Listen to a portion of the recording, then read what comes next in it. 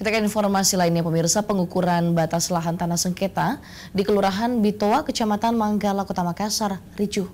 Dalam insiden ini, petugas pengukur dan aparat kepolisian diusir oleh warga yang mengaku sebagai pemilik tanah tersebut.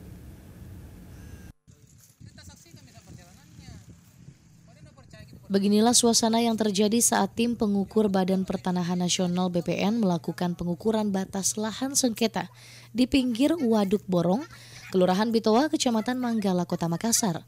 Saat proses pengukuran, tiba-tiba datang seorang ibu yang mengklaim tanahnya tidak boleh diukur, sehingga petugas pengukur dan aparat kepolisian yang berada di lokasi kewalahan melakukan pengukuran karena diusir.